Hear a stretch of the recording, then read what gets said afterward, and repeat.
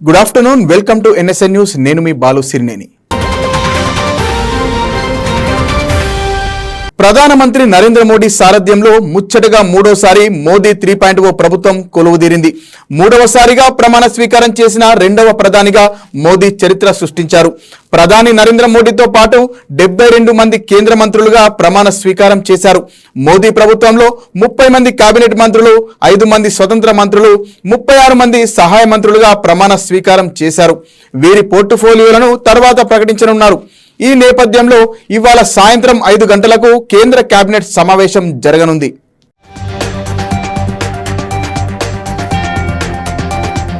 Telangana group 1 prelims పరీక్ష ప్రశాంతంగా జరిగింది. రాష్ట్ర వ్యాప్తంగా ఎలాంటి అవాంఛనీయ సంఘటనలు చోటు చేసుకోకుండా పకడ్బందీగా పరీక్ష నిర్వహించారు. 895 పరీక్షా కేంద్రాల్లో OMR పద్ధతిలో పరీక్ష నిర్వహించగా 1,00,000కు పైగా అభ్యర్థులు డుమ్మా కొట్టారు. రాష్ట్ర వ్యాప్తంగా నిన్న జరిగిన గ్రూప్ 1 పరీక్ష పకడ్బందీ ఏర్పాట్ల మధ్య ప్రశాంతంగా జరిగింది. గతంలో జరిగిన తప్పులు మరోసారి పునరావృతం కాకుండా అధికారులు కట్టుదిట్ట భద్రత మధ్య పరీక్ష నిర్వహించారు. 895 పరీక్షా కేంద్రాల్లో OMR పద్ధతిలో పరీక్ష నిర్వహించగా 1,00,000కు పైగా అభ్యర్థులు హాజరు కాలేదు. మొత్తం 4.03 లక్షల మంది అభ్యర్థులు దరఖాస్తు చేసుకోగా వారిలో 3.02 లక్షల మంది మాత్రమే హాజరైనట్లు TGPSC కార్యదర్శి నవీన్ నికోలస్ తెలిపారు. గ్రూప్ 1 కింద 536 పోస్టులుండగా ఒక్కో పోస్టుకు 536 మంది చొప్పున పోటీ పడుతున్నారని ఆయన తెలిపారు. ఈ పరీక్షకు సంబంధించిన ప్రిలిమ్స్ ఆన్సర్ కీని త్వరలోనే విడుదల చేస్తామని TGPSC ప్రకటించింది. ఇక అక్టోబర్ 21 నుంచి గ్రూప్ 1 మెయిన్ పరీక్షలు నిర్వహించనున్నారు. మల్టీ జోన్ రోస్టర్ ప్రకారం ఒక్కో పోస్టుకు 50 మంది చొప్పున మెయిన్ పరీక్షకు 28,150 మందిని ఎంపిక చేయనున్నట్లు కమిషన్ వెల్లడించింది.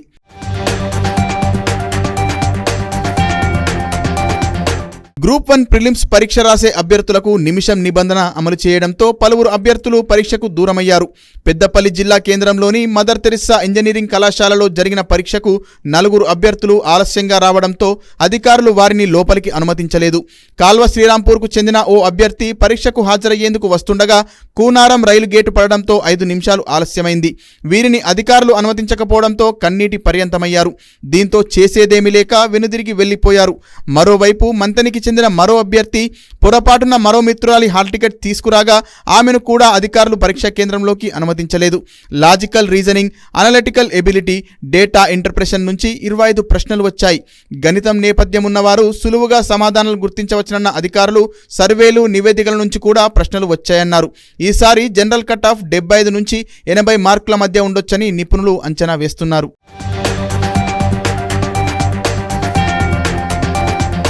కేంద్రంలో మూడోసారి ప్రధానిగా నరేంద్ర మోడీ ప్రమాణ స్వీకారం నిన్న అట్టహాసంగా జరిగింది. మోడీతో పాటు 72 మంది కేంద్ర మంత్రులుగా ప్రమాణ స్వీకారం చేశారు. తెలుగు రాష్ట్రాల నుంచి కేంద్ర మంత్రులుగా ప్రమాణ స్వీకారం చేసిన కిషన్ రెడ్డి, బండి సంజయ్, ఏపీ నుంచి రామ్మోహన్ నాయుడు, పెమ్మసాని చంద్రశేఖర్, భూపతిరాజు శ్రీనివాస వర్మలకు సీఎం రేవంత్ తన ఎక్స్ ఖాతా వేదికగా అభినందనలు తెలిపారు.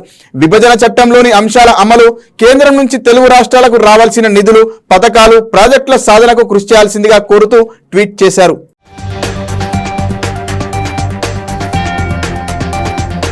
రాష్ట్ర సైబర్ క్రైమ్ పోలీసులు సరికొత్త రికార్డు సృష్టించారు. సైబర్ నేరగాళ్లు కాజేసిన 7,90 లక్షలు తిరిగి స్వాధీనం చేసుకున్నారు. రాష్ట్ర వ్యాప్తంగా 4,144 సైబర్ క్రైమ్ కేసులు నమోదవగా జాతీయ లోక్ అదాలత్లో 2,973 కేసుల్లో బాధితులు పోగొట్టుకున్న సొత్తు తిరిగి అప్పగించినట్లు వెల్లడించారు. సైబర్ నేరం జరిగిన వెంటనే ఫిర్యాదు చేస్తే మోసగాళ్ల బ్యాంకు ఖాతాల్లోని సొమ్ము నిలిపివేసి బాధితులు తిరిగి పొందేలా చర్యలు తీసుకుంటామని పోలీసులు పేర్కొన్నారు. గత మార్చిలో లోక్ అదాలత్లో నమోదైన 803 కేసుల్లో బాధితుల 3,66 లక్షలు తిరిగి రాబట్టినట్లు పోలీసులు వివరించారు.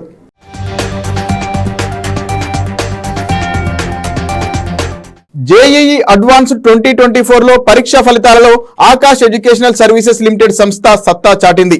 సంస్థకు చెందిన హైదరాబాద్ విద్యార్థులు 9 మంది జాతీయ స్థాయిలో అత్యుత్తమ ర్యాంకులు సాధించారు. రిషిశేఖర్ శుక్లా 25వ ర్యాంకు, ఉజ్వల్ సింగ్ 95, సాయి దివ్యతేజ 174, పింగళి సూర్యప్రకాష్ 245, విశ్వనాథ్ 247 ర్యాంకులు సాధించగా పెరుమాళ్ల రుత్విక్ 434, మన్యం సంజయ్ 741, ప్రతీక్ రెడ్డి 819, ఆర్యన్ భోజ్వాని 951వ ర్యాంకులు సాధించారు. మెరుగైన అవగాహన, క్రమశిక్షణతో కూడిన అధ్యయన షెడ్యూల్ను పాటించడం తమ విజయానికి దోహదపడ్డాయని విద్యార్థులు తెలిపారు. అత్యుత్తమ ర్యాంకులు సాధించిన విద్యార్థులను సంస్థ chief academic business head Dheeraj Mishra అభినందించారు.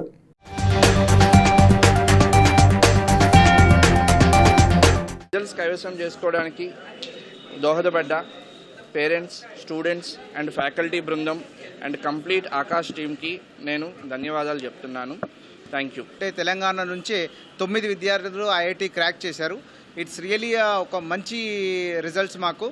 ఎవ్రీథింగ్ లాస్ట్ 30 ఇయర్స్గా బ్రహ్మాండమైన రిజల్ట్స్ వస్తున్నాయి. జేఈఓ నీట్లో ఎవరైతే విద్యార్థులు హార్డ్ వర్క్ చేయడానికి రెడీ ఉన్నారో, కష్టపడడానికి రెడీ ఉన్నారో, ఆకాష్ సంస్థ వాళ్ళకు మెంటర్ లాగా వాళ్ళ భవిష్యత్తు తీర్చిదిద్దుతుంది. జాతీయ స్థాయిలో ఆల్ ఇండియా ర్యాంక్ 2, 8తో పాటు మన ఫిడ్జీ హైదరాబాద్ విద్యార్థికి ఆల్ ఇండియా ఓపెన్ కేటగిరీలో 13వ ర్యాంక్ లభించింది. ఈ ప్రతిభ సాధించినటువంటి విద్యార్థులందరికీ కూడా మా యొక్క శుభాకాంక్షలు. మాపై నమ్మకం ఉంచి వాళ్ళ విద్యార్థుల భవిష్యత్తును తీర్చిదిద్దే అవకాశం మాకు ఇచ్చినందుకు వారందరికీ కూడా శుభాకాంక్షలు చేసుకుంటున్నాం. హనుమకొండ జిల్లా అంబాలలోని పెద్దమ్మ తల్లి ఆలయంలో చోరీ జరిగింది. గుర్తు తెలియని వ్యక్తి అమ్మవారిపై ఉన్న వెండి, బంగారు ఆభరణాలతో పాటు హుండీని ఎత్తుకెళ్లాడు. తెల్లవారుజామున ఆలయానికి వచ్చిన గ్రామస్తులు సీసీ కెమెరాల ద్వారా చోరీ జరిగినట్లు గుర్తించారు. వెంటనే పోలీసులకు ఫిర్యాదు చేయగా కేసు నమోదు చేసి దర్యాప్తు చేస్తున్నారు. 30,000 రూపాయలు విలువ చేసే వెండి, బంగారు ఆభరణాలతో పాటు 50,000 నగదు వరకు ఎత్తుకెళ్లినట్లు గ్రామస్తులు తెలిపారు.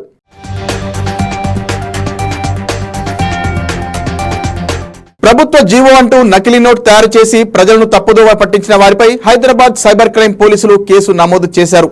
పేర్ల మార్పుకు 2,767 కోట్లు ప్రభుత్వ ధనం దుర్వినియోగం చేశారని నకిలీ నోట్ సృష్టించి ప్రభుత్వ ప్రతిష్టను దెబ్బతీస్తున్న వారిపై ఎన్ఎస్యుఐ నేత సాయి కిరణ్ పోలీసులకు ఫిర్యాదు చేశారు. రాష్ట్ర ఉద్యమ నినాదం టీఎస్ ను సంక్షిప్త పదం టీజీగా మారుస్తూ ప్రభుత్వం నిర్ణయం తీసుకుంది. ఈ నేపథ్యంలో పేరు మార్చడానికి 1,000 కోట్లు ఖర్చయ్యాయని నకిలీ నోట్ తయారు చేసి ప్రజలను తప్పుదోవ పట్టిస్తున్నారని ఫిర్యాదులో పేర్కొన్నారు.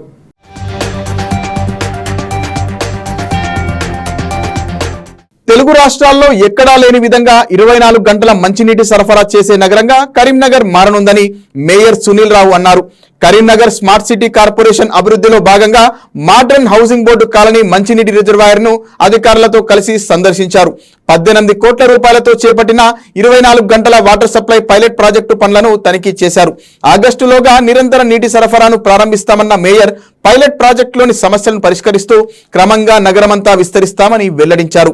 4.5 ఏళ్లుగా ప్రతిరోజు నీరు అందిస్తున్నామన్న సునీల్ రావు మానేరు డ్యాంలో ప్రస్తుత నీటి మట్టం 5 టీఎంసీలకు పడిపోవడంతో రోజు విడిచి రోజు ఇస్తామన్నారు.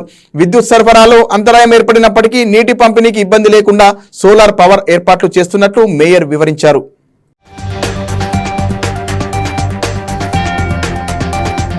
వాటర్ సప్లై చేయాలనే ఆలోచనతో 18 కోట్ల రూపాయల నిధులతోటి టెండర్స్ పూర్తి చేసుకుని పనులు ప్రారంభించాం.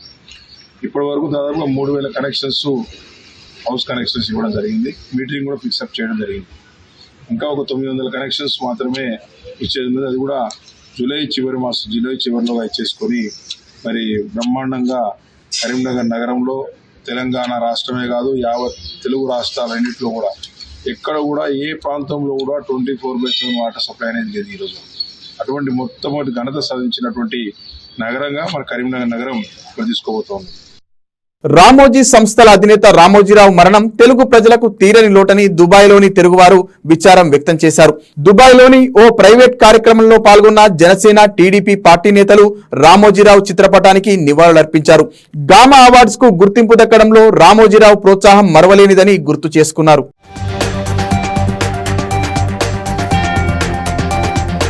రాష్ట్రంలో 8,180 గ్రూప్ 4 పోస్టుల భర్తీ ప్రక్రియలో కీలకమైన ధ్రువపత్రాల పరిశీలనకు టీజీపీఎస్సీ తేదీని ఖరారు చేసింది. ఈ ఏడాది ఫిబ్రవరి 9న జనరల్ ర్యాంకుల జాబితాను ప్రకటించిన టీజీపీఎస్సీ తాజాగా ధ్రువపత్రాల పరిశీలనకు ఎంపికైన మెరిట్ అభ్యర్థుల జాబితాను విడుదల చేసింది.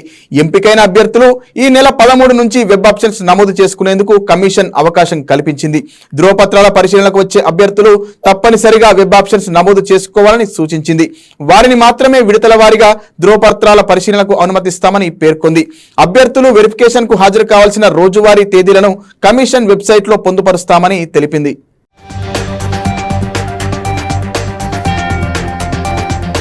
యుద్ధాలతో గాజా అట్టుడుగుతోంది. 4 బందీల విడుదల కోసం ఇజ్రాయెల్ చేపట్టిన ఆపరేషన్లో వేలాది మంది ప్రాణాలు గాల్లో కలుస్తున్నాయి. ఇజ్రాయెల్ చేస్తున్న దాడులతో గాజా రక్తసిక్తమవుతోంది. ఈ దాడులలో శనివారం జరిపిన ఆపరేషన్లో ఏకంగా 274 మంది పాలస్తీనియన్లు మృతి చెందారు. 4 బందీలు విడుదల కోసం ఇజ్రాయెల్ చేపట్టిన ఆపరేషన్లో ఏకంగా 274 మంది పాలస్తీన్లు మృతి చెందారు. కాగా 700 మంది గాయాల పాలయ్యారు. ఈ విధ్వంసకాండ కారణంగా పాలస్తీన్ల మరణాలతో గాజా నెత్తిరోడుతుంది. మృతుల్లో చిన్నారులు, మహిళలు ఉన్నట్లు గాజా పాలస్తీనా ఆరోగ్య విభాగం తెలిపింది. తొలుత ఈ ఆపరేషన్లో 100 మంది చనిపోయారని తెలిపిన ఇజ్రాయెల్ ఇప్పుడు ఆ సంఖ్య 274కు చేరింది. బాధితుల హాహాకారాలతో అల్లక్సా ఆసుపత్రి నిండిపోయినట్లు ఓ స్వచ్ఛంద సంస్థ తెలిపింది. నిన్న సెంట్రల్ గాజాలోని నుసీరాత్ శనార్థి శిబియంలోని 2 వేర్వేరు ప్రదేశాలపై దాడి చేసి హమాస్ చెరలోని 4 బందీలను ఇజ్రాయెల్ ప్రత్యేక దళాలు రక్షించాయి. అయితే ఈ క్రమంలో భారీగా ప్రాణనష్టం సంభవించడంపై అంతర్జాతీయంగా ఇజ్రాయెల్పై విమర్శలు వెల్లువెత్తుతున్నాయి. బందీలను రక్షించే సమయంలో బలగాలపై భారీ ఎత్తున దాడులు జరిగాయని ఇజ్రాయెల్ సైన్యం అధికార ప్రతినిధి డానియల్ హగారీ తెలిపారు. ఆపరేషన్లో ఓ అధికారి మృతి చెందినట్లు చెప్పారు. మా దేశానికి చెందిన బందీలను గాజాలోని నుసీరాత్లో గల 2 వేర్వేరు అపార్ట్మెంట్లలో ఉంచిందని ఇజ్రాయెల్ తెలిపింది. 2 భవంతుల్లోకి ప్రవేశించిన బలగాలతో పాటు బందీలను రక్షించేందుకు ప్రతిచర్యలు తీసుకున్నామని వివరించింది. గత ఏడాది అక్టోబర్లో హమాస్ ఉగ్రవాదులు ఇజ్రాయెల్పై మెరుపు దాడి చేశారు. ఈ క్రమంలోనే దాదాపు 250 మందిని కిడ్నాప్ చేసి గాజాకు తరలించారు. నవంబర్లో ఇరుపక్షాల నడుమ కాల్పుల విరమణ సమయంలో కొంతమందిని విడిచిపెట్టారు. ఇంకా 120 మంది హమాస్ చెరలో ఉన్నారని ఇజ్రాయెల్ చెబుతోంది. వారిని గాజాలోని జనసమ్మర్ద ప్రదేశాలు, సొరంగాల్లో ఉంచినట్లు సమాచారం. దీంతో వారిని కాపాడటం టెల్ అవీవ్కు సవాల్గా మారుతోంది. ఫిబ్రవరిలోనూ ఇదే తరహా ఓ ఆపరేషన్ నిర్వహించి 2 బందీలను కాపాడగా ఈ క్రమంలో 74 మంది పాలస్తీనియన్లు మృతి చెందారు. తమ దేశంపై హింసాత్మక ఘటనలకు పాల్పడుతున్న ఇజ్రాయెల్ టెల్ అవీవ్కు మద్దతు ఆపేయాలంటూ పాలస్తీన్లు చేపట్టిన నిరసనలతో అమెరికా అధ్యక్ష భవనం శ్వేతసౌధ పరిసరాలు దద్దరిల్లాయి. దాదాపు 35,000 మంది నిరసనకారులు పాల్గొన్నారు. పాలస్తీనాకు విముక్తి కలిగించాలని, ఇజ్రాయెల్కు అమెరికా సైనిక సాయం ఆపేయాలని నినాదాలు చేశారు.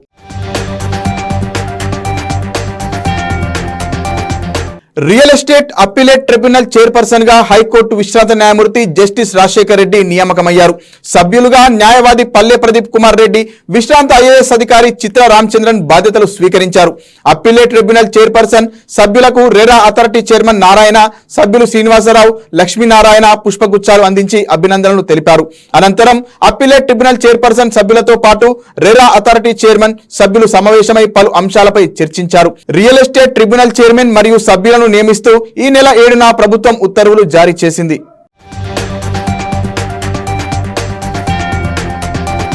అక్షర యోధుడు రామోజీరావుకు శ్రీకాకుళం జిల్లా ఆముదాల వలసకు చెందిన సైకత శిల్ప కళాకారుడు గేదెల హరికృష్ణ ఘన నివాళులర్పించారు. పత్రికా రంగానికి, సమాజానికి ఆయన చేసిన సేవను గుర్తు చేసుకుంటూ గాజుల కొల్లువలసలోని సంగమేశ్వర కొండ వద్ద ఇసుకతో రామోజీరావు సైకత శిల్పాన్ని రూపొందించారు. తెలుగు జాతి గర్వించదగ్గ అచ్చ తెలుగు అక్షర దీపం ఆరిపోయిందని ఆవేదన వ్యక్తం చేశారు. రామోజీరావు మృతి చెందిన వార్త వినడం తనకెంతో బాధ కలిగించిందన్నారు.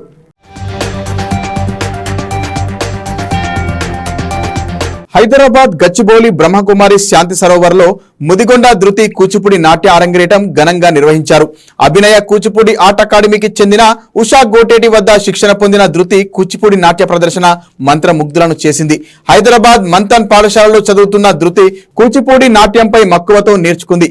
అభినయ కూచిపూడి ఆర్ట్ అకాడమీలో తాను బోధనా సహాయకురాలిగా కూడా పనిచేస్తుంది.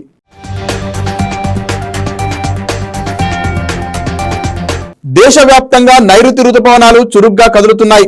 వచ్చే 5 రోజులు ఈదురుగాలతో కూడిన భారీ వర్షాలు కురిసే అవకాశం ఉందని కేంద్ర వాతావరణ శాఖ వెల్లడించింది. రేపు, ఎల్లుండి దక్షిణ మహారాష్ట్ర, తెలంగాణ, ఉత్తర కర్ణాటక, దక్షిణ ఛత్తీస్గఢ్, దక్షిణ ఒడిశాతో పాటు కోస్తాంధ్రలోని పలు ప్రాంతాల్లో భారీ నుంచి అతి భారీ వర్షాలు కురుస్తాయని ఐఎండీ తెలిపింది. తిరువనంతపురం, కొల్లాం, అలప్పుజ, కొట్టాయం, ఇడుక్కి, ఎర్నాకుళం, త్రిశూర్, మలప్పురం జిల్లాలకు ఎల్లో అలర్ట్ ప్రకటించింది. హైదరాబాద్ వాతావరణ కేంద్రం తెలంగాణకు ఎల్లో అలర్ట్ జారీ చేసిన నేపథ్యంలో జీహెచ్ఎంసీ అధికారులు అప్రమత్తమయ్యారు.